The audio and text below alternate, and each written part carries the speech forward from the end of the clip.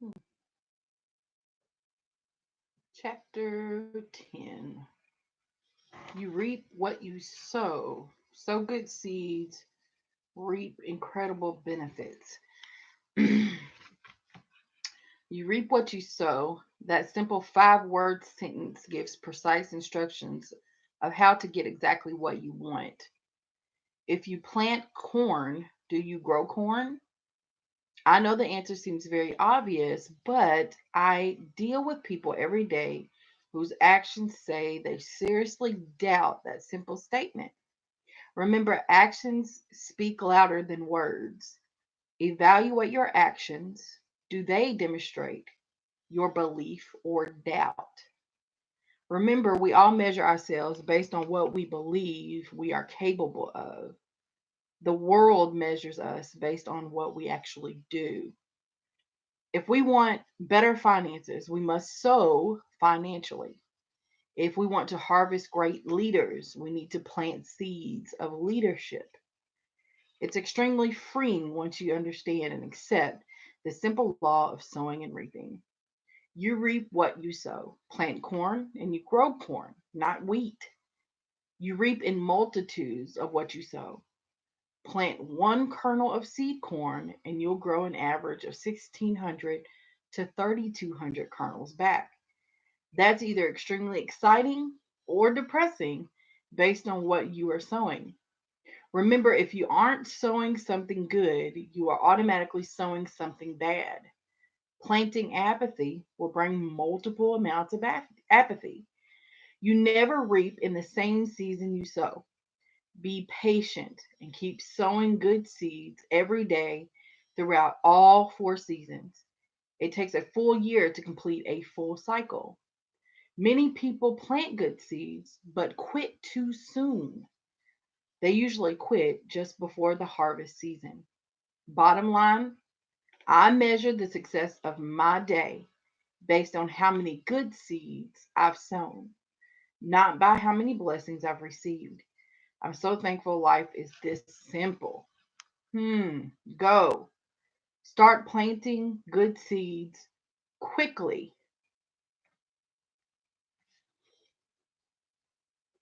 Interesting.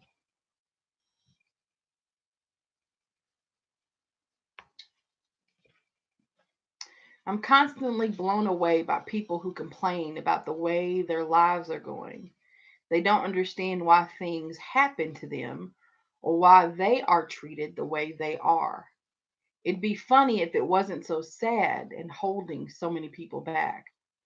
The actions you take will determine the outcomes you experience. What you put in forms the foundation for what you get out. So when you see people complain about their lives, go back and look at their actions, at what they've put in. Without a doubt, over time, they get out exactly what they put in or don't put in.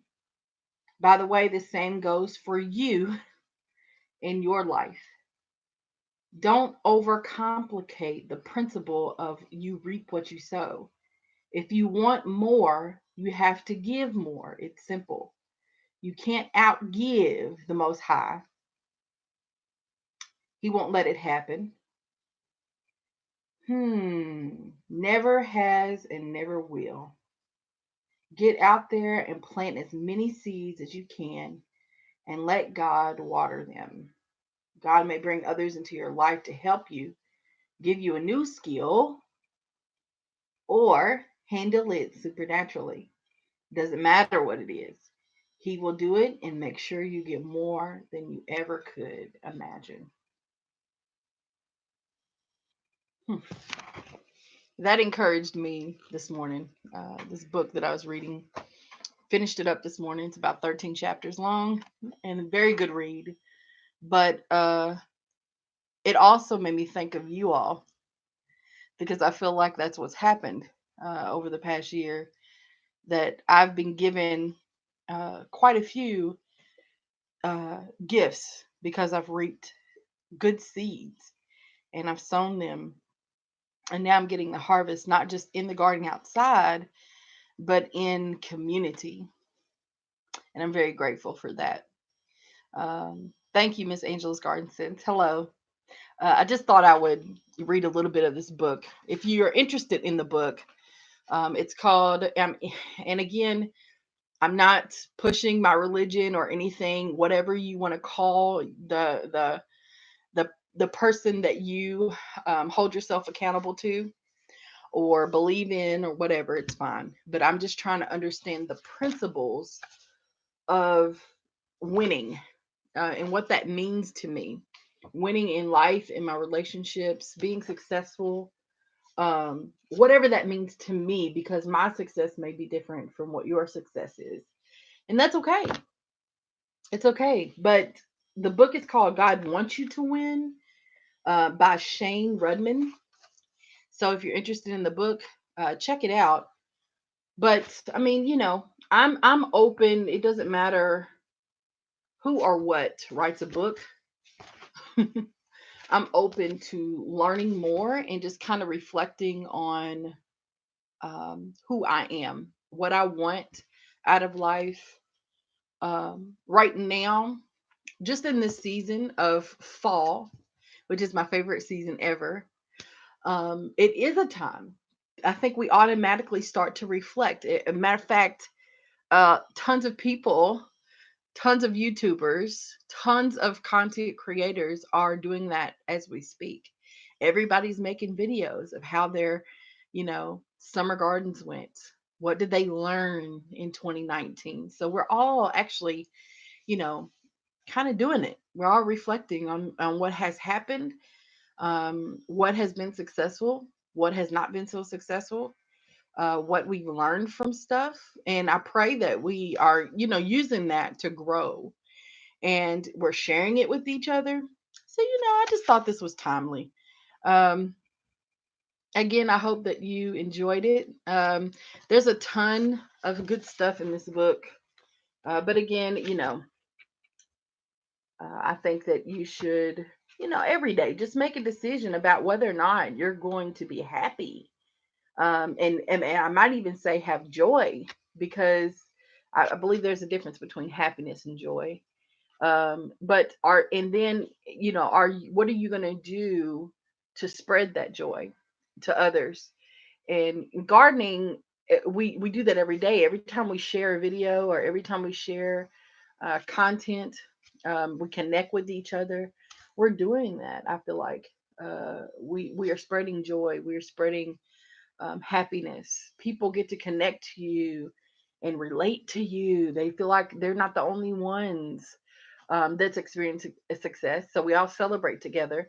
But also, when there are failures in the garden, we're empathizing with each other. We're encouraging each other through all of this crazy stuff that happens in the garden. And so, y'all know how I feel about gardening and how it connects to real life. I think I've established that on my channel. How I just see those things as I'm working out in the garden. For instance, previous video on the sweet potato vines. So if you have not checked that out, the sweet potato vines are talking to me.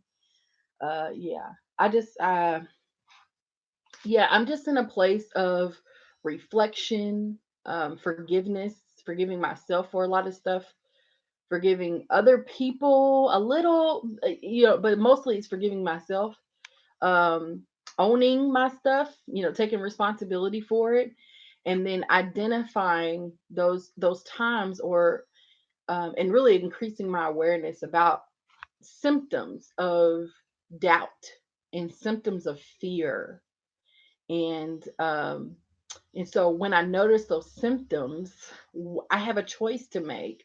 Am I going to run from it or run toward it?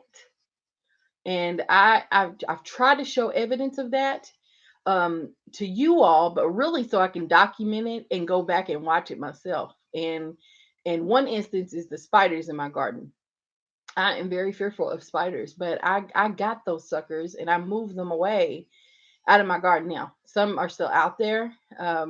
But just things like that. It may not seem huge, but it is to me. It's a fear that I conquered and I just went head on and did that. And I felt afterwards even though spiders make me feel some kind of way, I still feel a sense of freedom from that. I don't feel like I'm in bondage anymore. Like they were keeping me out of my garden and something that I love to do that I'm passionate about. And I let this one little bitty insect that I'm clearly bigger than, right? And have more strength than keep me away from what I love to do just for a short amount of time.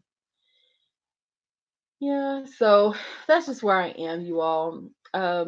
I'm not really in the chat because I just wanted to stay right there for a minute. But thank you all for tuning in. I love you all so much, and I will place the name of the book and the author in the description box after the video is posted. And I hope that you all are doing well. Uh, there are a few people going live tonight, I do believe as well. Y'all know I got to do a shout out. So I do believe, from what I was told yesterday, that Diva Jones 03 will be going live tonight. So if you are watching, tune in later tonight. She will be going live. So I'm not sure the time, and but I would check around, 7, maybe something like that, Central Time, and 8 o'clock Eastern Standard Time. If you are available, I love y'all so much. I'll talk to y'all later. Peace.